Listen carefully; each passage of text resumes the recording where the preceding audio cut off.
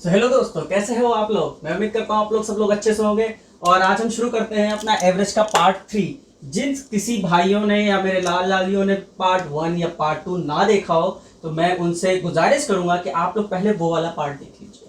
Part 1 और part 2 पहले देख लीजिए, क्योंकि बेसिक्स मैंने वहीं पे कवर किए हैं, तो बेसिक वहां से कवर हो जाएगा, आप लोग को अच्छे से आ जाएगा बेसिक। तो आप इस पार्ट पे आ जाओगे, फिर पार्ट 3 देखोगे और आपको यहाँ पर भी थोड़े से एडवांस लेवल के मैं क्वेश्चन यहाँ पे लेके आया हूँ। तो इसलिए आप पहले पार्ट 1 और पार्ट 2 देखिएगा, ये मेरी आप लोगों से रिक्वेस्ट है। और इस वीडियो को ज्यादा से ज्यादा लोगों तक शेयर करिए, जिससे जो लोग कोचिंग नहीं पढ़ सकते हैं वो भी ये मटेरियल फ्री पे देख सकते हैं, क्योंकि आजकल नेट तो सभी के लिए लगभग फ्री है। ठीक है, तो ज्यादा टाइम वेस्ट ना करते हुए हम शुरू करते हैं अपना आज का टॉपिक, एवरेज। ठीक है दोस्तों, तो मैं कुछ एक इम्पॉर्टेंट फॉर्मूला लेके आया हूँ, जो कि एक इम्पॉर्टेंट फॉर्मूला है एन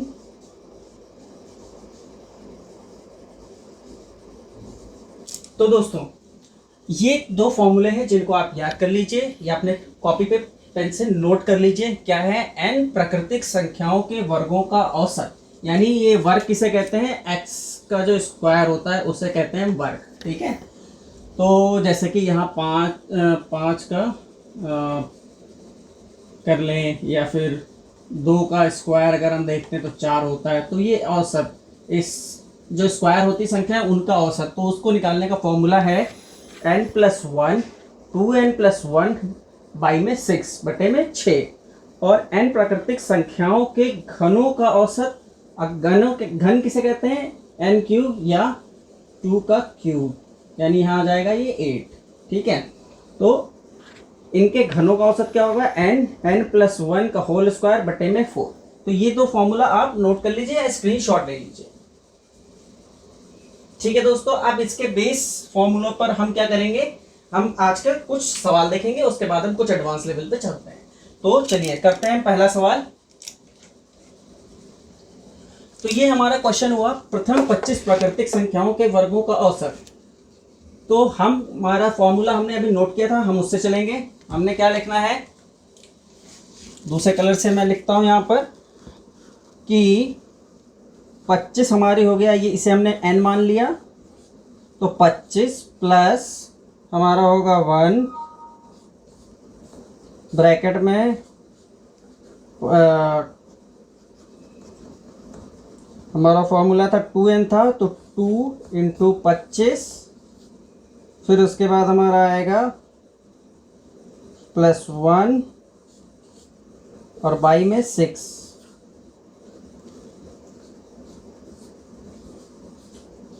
26, 50 + 1 51 बटे में 6।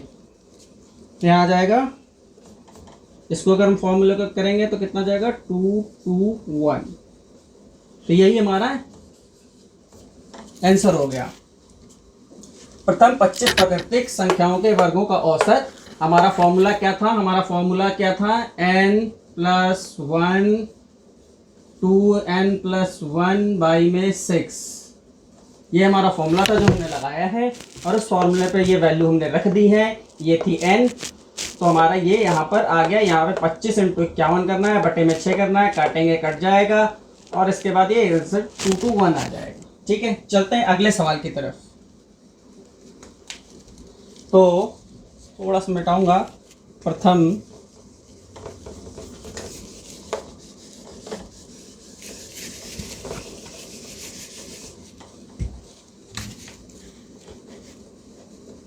प्रथम 11 प्राकृतिक संख्याओं के घनों का औसत। घनों का औसत यानी कि n³, यानी कि यहां हम इसे लिख सकते हैं क्यूब। ठीक है, तो औसत क्या होगा? तो चलिए, इसका फॉर्मूला मैंने आपको लिखवाया था, तो इसको कैसे करेंगे? औसत एवरेज बराबर हो गया आपका 11 इंटू 11 + 1 का होल स्क्वायर बटे में 4। थोड़ा सा छोटा लिख दिया मैंने। 11 + 1 ठीक है, समझ में आ रहा होगा आई होप आप लोगों को। 11 इंटू 11 प्लस 1 का होल स्क्वायर बटे में 4। तो क्या आंसर आएगा यहाँ पर आप लोग का? 11 इंटू 12 इंटू 12 बटे में 4। ठीक है, ये कैसे आया? ये ऐसे आया 11 इंटू 12 का होल स्क्वायर बटे में 4।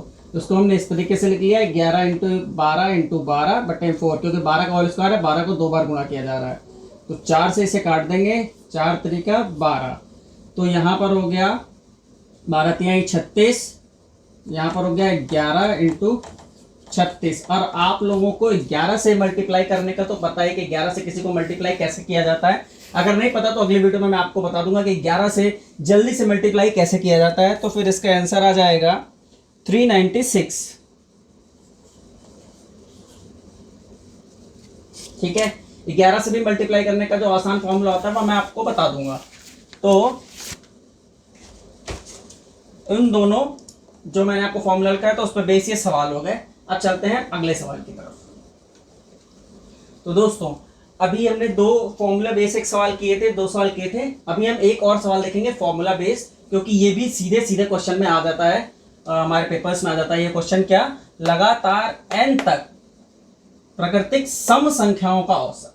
ठीक है, लगातार n तक, यानी कि वो मुझसे बोल दे लगातार 25 तक सम संख्याओं का औसत क्या है। ठीक है, कैसे कर सकते हैं? तो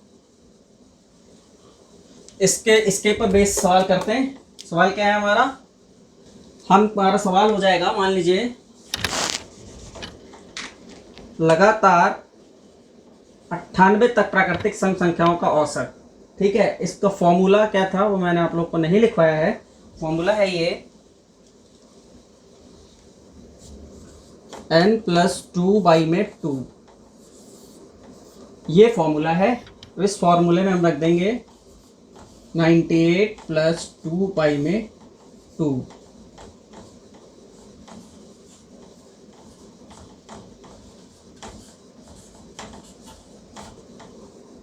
ये आपका सवाल हो गया। कोई आपसे पूछ ले लगातार 98 तक की प्राकृतिक सम संख्याओं का औसत क्या होगा, तो लगातार 98 तक जो हमारी प्राकृतिक सम संख्याएं हैं उनका औसत निकल के आएगा 50। ठीक है, हमारे पास फॉर्मूला है n+2/2। n हमने रख दिया 98 + 2/2 100/2 50। ठीक है, तो ये हमारा हो गया। अब चलते हैं अगले सवाल की तरफ। तो देखिए, हमने वो फॉर्मूला किया, अब उसका ठीक अपोजिट लगातार n तक प्राकृतिक विषम संख्याओं का औसत क्या होगा। अभी तक हमने सम किया था, अब हम विषम करेंगे। तो विषम में क्या होगा? n+1/2। ये हमारा फॉर्मूला है, डायरेक्ट निकलेगा यहां से आपका। मान लीजिए हमारा क्वेश्चन है लगातार, पहला वाला एक क्वेश्चन कर लेते हैं, 99 तक, लगातार 99 तक प्राकृतिक विषम संख्याओं का औसत। तो क्या होगा? हमारा n दिया है 99 + 1/2 100/2 50। यानी कि अगर हमारा यहाँ पर 99 तक प्राकृतिक विषम संख्याओं की बात की जाए तो उनका भी औसत 50 निकल के आएगा, और अगर 98 तक हम प्राकृतिक सम संख्याओं की बात करें तो वही 50 ही निकल के आएगा। तो हमने फॉर्मूला बेस यहाँ पे 2 सवाल देख लिए, और इन दोनों फॉर्मूलों को रख लीजिए क्योंकि ये क्वेश्चन सीधे आपके एग्जाम में डायरेक्ट आ जाता है। यहाँ पे संख्याएं कुछ भी बदल के रख दी जाएंगी, पूरा सवाल ऐसे ही रहेगा। यहाँ संख्या बदल दी जाएंगी, आपका संख्याओं के ऊपर से आपका ये सीधा आंसर निकल के आएगा। डायरेक्ट आप सवाल देखेंगे और सीधा कर देंगे। ठीक है, तो अभी हम चल रहे हैं, कुछ हम शॉर्टकट ट्रिक्स भी आपको देंगे।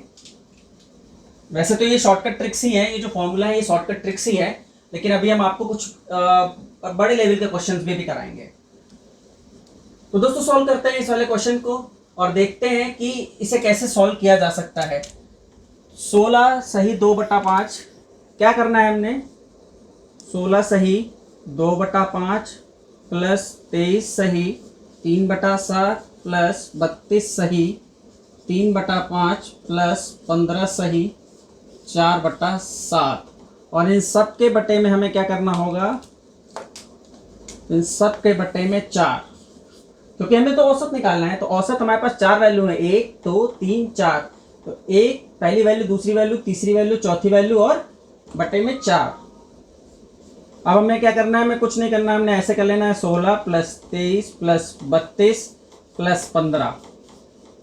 ये वाली जो वैल्यूज हैं इनको अलग निकाल लीजिए और इनको अलग निकाल लीजिए जिनका बेस सेम हो।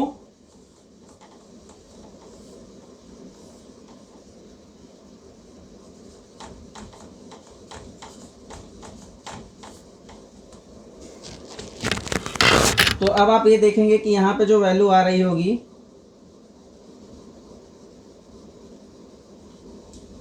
वो इसे जोड़ेंगे तो आ जाएगी 89। हाँ, कुछ कमेंट्स आ रहे हैं, क्या लिखा है 86।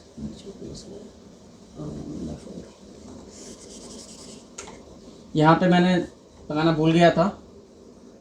86 + 1 + 1,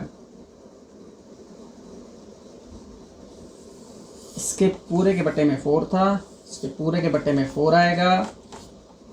88/4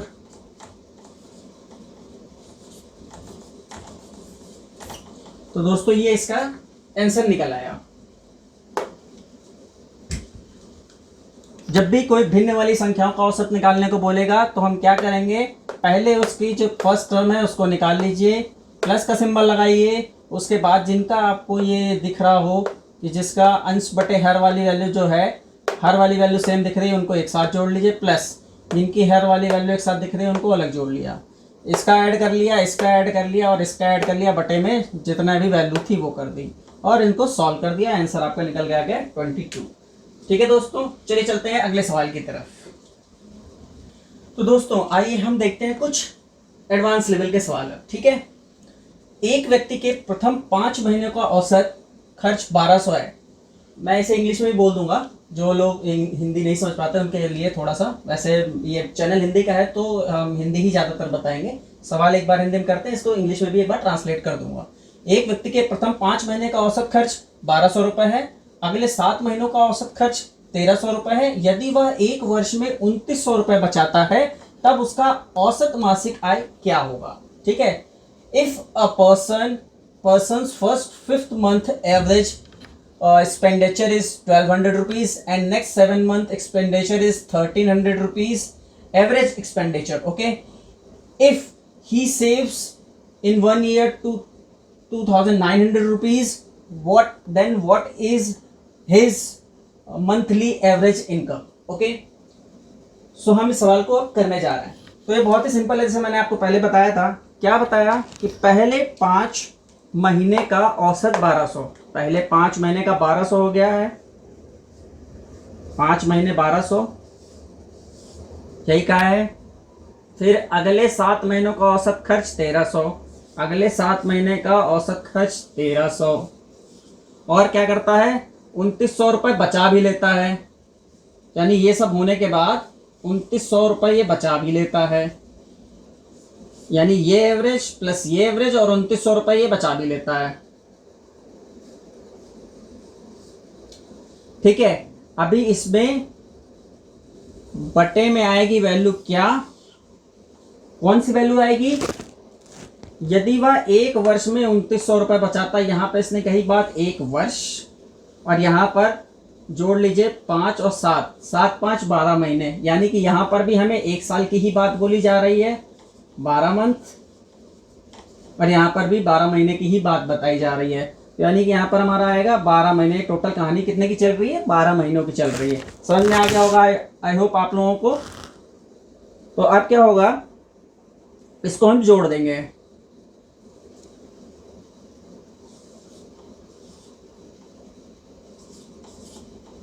तो यहाँ पर आ गया 12 5 60 00, इसके बाद 13 7 91 00 2900 और बट्टे में 12 12 5 60 500 प्लस 9100 प्लस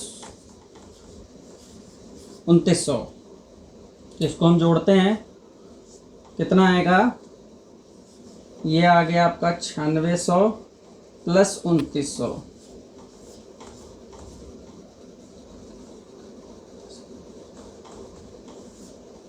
जी 12500 इसका रिजल्ट आया। 12500 रुपए इसकी मंथली एवरेज इनकम है। ये मंथली इनकम नहीं है, मंथली एवरेज इनकम है ये दोस्तों। देखिए इसने पूछा भी है, तब औसत मासिक आय जो ये निकल के आया है, ये औसत मासिक आय है। ये आपको नहीं दिख रहा होगा तो मैं यहाँ पे दिखा देता हूँ, 12500। ठीक है, चलिए बढ़ते हैं अगले क्वेश्चन की तरफ। तो आई होप आप लोगों को वीडियो पसंद आ रहा होगा, आप लोग इसे एंजॉय कर रहे होंगे और कुछ सीख रहे होंगे।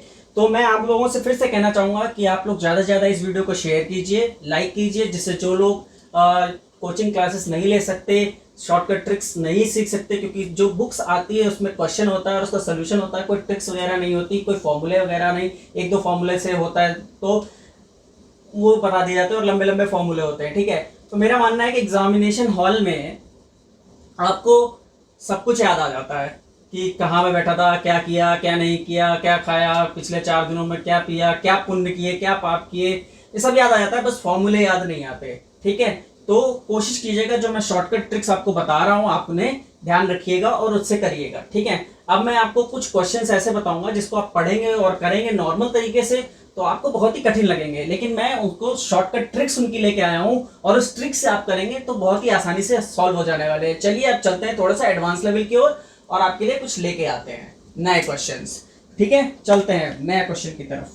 तो देखिए मैं आप लोगों के लिए एक सवाल लेके आया हूँ जो बहुत पूछा जाता है और इसकी एक ट्रिक भी है जो मैंने नीचे लिखी हुई है, आपको बताता हूँ। ऐसे तो आपको समझ में नहीं आएगा, मैं बताऊंगा तो आपको समझ में आएगा।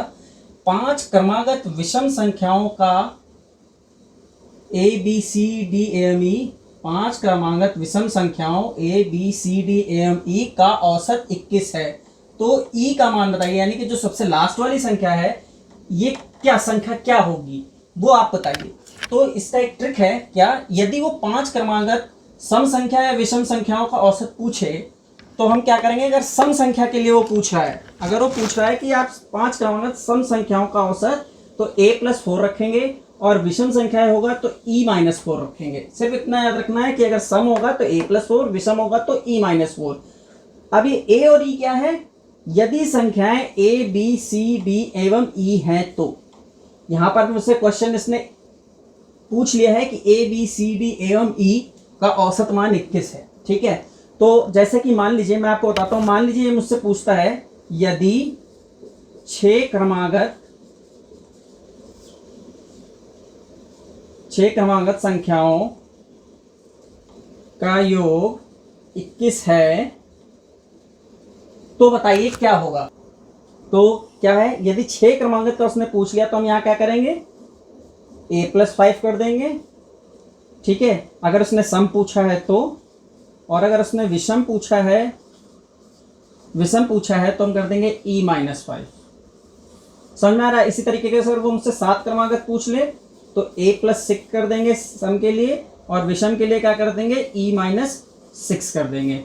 ठीक है, इतना आप लोग को समझ में आ गया होगा। यानी अब आप लोग को नोट क्या करना है, सिर्फ इतना नोट करना है,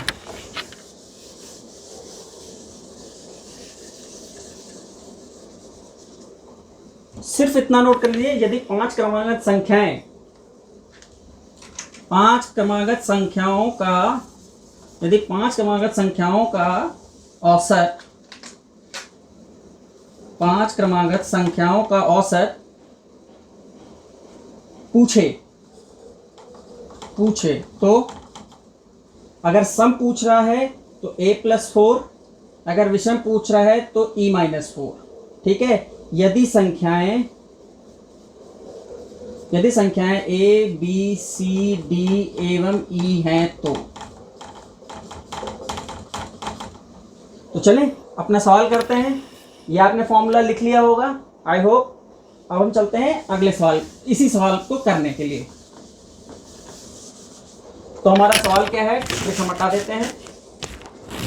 5 क्रमागत विषम संख्याओं a b c d e का औसत 21 है तो e का मान क्या होगा। ठीक है, e का मान होगा e-4। ठीक है, क्योंकि यहां मुझसे पूछ रहा है विषम।